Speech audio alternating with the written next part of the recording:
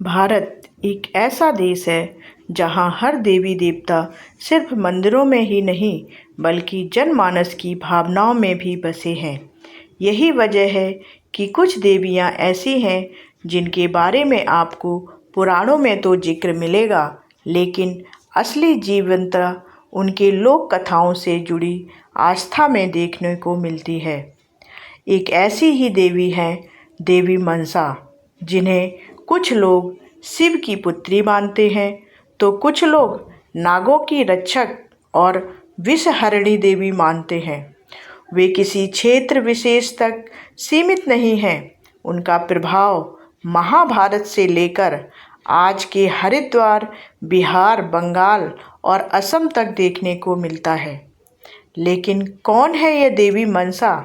क्यों इन्हें सर्पों की देवी कहा गया है और कैसे इनकी पूजा नाग पंचमी, सावन और अनेक पर्वों में इतने व्यापक रूप में होती है? आइए आज हम जानेंगे देवी मनसा की संपूर्ण पौराणिक कथा, उनका जन्म, उनके क्रोध, उनकी परीक्षा और अंततः उनका लोक देवी बन जाना। एक ऐसी कथा जिसे सुनकर आप देवी के रूप का एक नया अर्थ समझ पाएंगे। भारत के विभिन्न हिस्सों में देवी मनसा को अलग अलग नामों से जाना जाता है। कहीं वो विषहरी माता है, कहीं बारी माता, तो कहीं विषोहोरी और विषहरी और नाग कन्या हैं। खासकर सावन और नाग पंचमी के अवसर पर बिहार, बंगाल, असम और उत्तराखंड जैसे क्षेत्रों में उनकी पूजा बड़े भाव से की जाती है। हरिद्वार के पहाड़ी क्षेत्रों में मनसा देवी का एक प्राचीन मंदिर है जिसे सैकड़ों वर्षों की आस्था से जोड़ा जाता है। वहाँ हर वर्ष लाखों श्रद्धालु दर्शन के लिए आते हैं।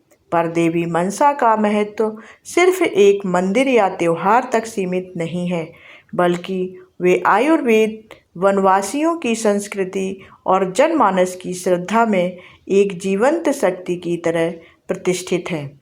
पौराणिक कथा के अनुसार मनसा देवी की जन्म की अनेक कहानियाँ हैं। देवी मनसा देवी के जन्म की अलग अलग कहानियाँ प्रचलित हैं। एक कथा कहती है कि वह शिव जी के मस्तक से उत्पन्न हुई। जब शिव अंधकासुर के संहार के समय अत्यधिक क्रोध में थे तो उनके मस्तिष्क से पसीना टपका और नाग माता कद्रू द्वारा बनाई गई एक कन्या प्रतिमा पर गिरा। उस प्रतिमा में प्राण आ गए और वह कन्या रोने लगी। नागों के राजा शेषनाग ने उसे गोद में उठाया और बहन मान लिया। चूंकि वह शिव के मस्तक से उत्पन्न हुई थी, इसलिए उनका नाम मनसा पड़ा। एक अन्य कथा कहती है कि समुद्र मंथन के समय जब शिव जी ने विष पिया तो उनका शरीर जलने लगा। इस विष से निकले हुए जहरीले पसीने को नाग पत्नियों ने ग्रहण किया और उस विष के प्रभाव से एक कन्या उत्पन्न हुई। यही कन्या आगे चलकर विषहरिणी देवी बनी। उन्हें विष की ऊर्जा विरासत में मिली, जिसे उन्होंने लोक कल्याण के लिए उपयोग किया। महाभारत में देवी मनसा का उल्लेख मिलता है। महाभारत के आदि पर्व में एक ऋषि हुए जरत्कारु। वह एक तपस्वी थे जिन्होंने विवाह न करने का संकल्प लिया था, लेकिन जब उन्हें ज्ञात हुआ कि उनके पितरों का उद्धार तभी होगा जब उनका वंश आगे बढ़ेगा, तो उन्होंने एक शर्त रखी कि वे केवल उसी कन्या से विवाह करेंगे जिसका नाम भी जरत्कारु हो। संयोग से नाग माता कद्रू की पुत्री का नाम भी जरत्कारु था, जो देवी मनसा थी। इस प्रकार दोनों का विवाह हुआ और उनके पुत्र हुए आस्तिक मुनि, जिन्होंने आगे चलकर राजा जन्मेजय के सर्प यज्ञ को रोका और नाग जाति का विनाश होने से बचाया। इस प्रकार देवी मनसा न केवल शिव कन्या थी, बल्कि नागों की रक्षक, आस्तिक की माता और विषहरिणी के रूप में पौराणिक कथाओं का अभिन्न हिस्सा बनी। लोक गाथाओं में देवी मनसा की परीक्षा क्या ली गई थी, चलिए जानते हैं। पश्चिम बंगाल में प्रचलित मनसा मंगल नामक लोक काव्य में देवी मनसा की एक और गाथा है जो उनकी पूजा को लेकर है। यह कथा बताती है कि मनसा देवी अपनी पूजा स्थापित कराना चाहती थी। इसके लिए उन्होंने एक अमीर व्यापारी चांद सौदागर से कहा कि वह उनकी पूजा करे, लेकिन सौदागर शिव भक्त था और उसने देवी मनसा की पूजा से इनकार कर दिया।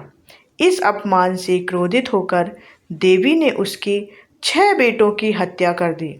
सभी पुत्र विवाह की पहली ही रात को मर गए। आखिरकार 7वां पुत्र लखिंदर बचा, जिसकी शादी एक सती नारी बिहुला से हुई। चांद सौदागर ने एक विशेष लोहे के कमरे का निर्माण करवाया ताकि कोई सर्प अंदर ना घुस सके, लेकिन मनसा देवी एक लोहार के माध्यम से उसमें एक छोटा सा छेद करवा देती हैं और सुहाग रात को ही लखिंदर की भी मृत्यु हो जाती है। अब शुरू होती है बिहुला की कठोर परीक्षा। वह अपने मृत पति के शव को केले के तनों से बनी नाव पर रखकर स्वर्ग की यात्रा पर निकलती है। नदी में महीनों बहते बहते सब कंकाल में बदल जाता है, लेकिन बिहुला का संकल्प नहीं टूटता। वह अंततः स्वर्ग पहुंचकर देवताओं ब्रह्मा और शिव जी को प्रसन्न करती है। शिव जी देवी मनसा को समझाते हैं कि पूजा किसी से जबरदस्ती नहीं करवाई जाती, यह तो भक्त के दिल से होती है। मनसा देवी को यह बात समझ आती है और वह लखिंदर को जीवन दान दे देती हैं। शिव जी स्वयं उन्हें पुनः जीवन और रूप देते हैं और उनका पुनः विवाह होता है।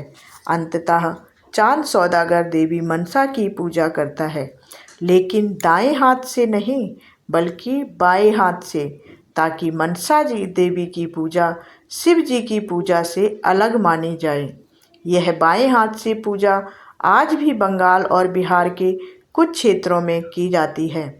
मनसा देवी को वन देवी और औषधियों की देवी भी कहते हैं। मनसा देवी को सिर्फ नागों की देवी या सर्प दंश से बचाने वाली देवी ही नहीं माना जाता, बल्कि वे औषधियों और वनस्पतियों की संरक्षिका भी हैं। आयुर्वेद के अनुसार विष भी एक प्रकार की औषधि होता है और मनसा देवी को विष और औषधियों की देवी कहा जाता है। यही कारण है कि पर्वतीय क्षेत्रों में खासकर आदिवासी समुदायों द्वारा उन्हें वन देवी के रूप में भी पूजा जाता है। आज के समय में देवी मनसा के मंदिर और पूजा स्थल कई जगह हैं। मनसा देवी के मंदिर सिर्फ एक क्षेत्र तक सीमित नहीं हैं। उनके प्रसिद्ध मंदिरों में हरिद्वार, पंचकुला जो कोलकाता, दिसपुर और हिमाचल प्रदेश के मंडी क्षेत्र में मौजूद हैं। हरिद्वार का मनसा देवी मंदिर सप्त सिद्धि पीठों में से एक माना जाता है और यहाँ हर साल लाखों श्रद्धालु आते हैं। बिहार के भागलपुर, मधुबनी और मिथिला क्षेत्र में सावन और नाग पंचमी पर विशेष रूप से उनकी पूजा होती है। महिलाएं उपवास करती हैं, हाथ में मेहंदी और मिट्टी से बनी नाग प्रतिमाओं के साथ व्रत कथा कहती हैं। बंगाल में मनसा मंगल पाठ, जत्रा और गीतों के माध्यम से देवी का यशगान होता है। कला और प्रतीक रूप में देवी मनसा को पूजा जाता है। देवी मनसा की प्रतिमा में उन्हें आमतौर पर सर्प छत्र के साथ दिखाया जाता है, यानी उनके सिर पर नागों की छाया होती है। उनके एक हाथ में सर्प होता है, दूसरा आशीर्वाद मुद्रा में। कई चित्रों में वे पद्मासन में बैठी होती हैं और सर्प उनके चारों ओर लिपटा होता है। यह इस बात का प्रतीक है कि उन्होंने विष को नियंत्रण में रखा है, यानी कि सांप को नियंत्रण में रखा है।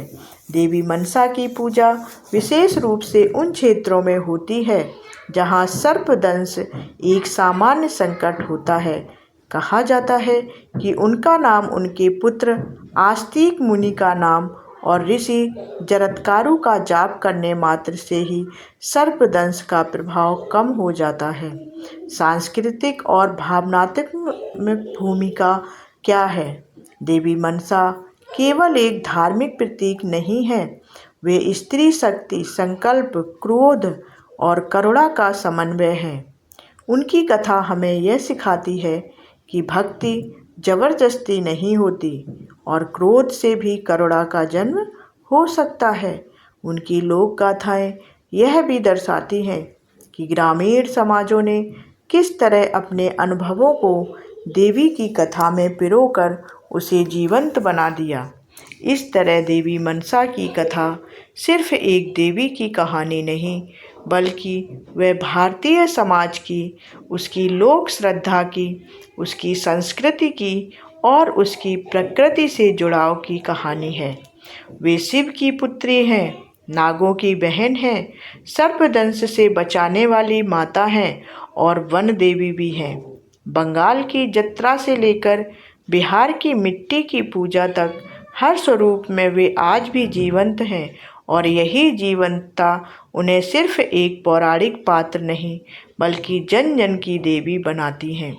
उनकी कथा हमें यह सिखाती है कि जब शक्ति में करुणा जुड़ती है तब वह महाशक्ति बनती है, और यही है देवी मनसा। अगर आप भी हिंदू धर्म में देवी देवताओं को मानते हैं और मनसा देवी को भी मानते हैं तो कमेंट में जय मनसा देवी ज़रूर लिखें और यह कहानी अपने दोस्तों और अपने रिश्तेदारों को शेयर करें, जिससे मनसा देवी के बारे में जानकारी उन्हें पता चले। धन्यवाद।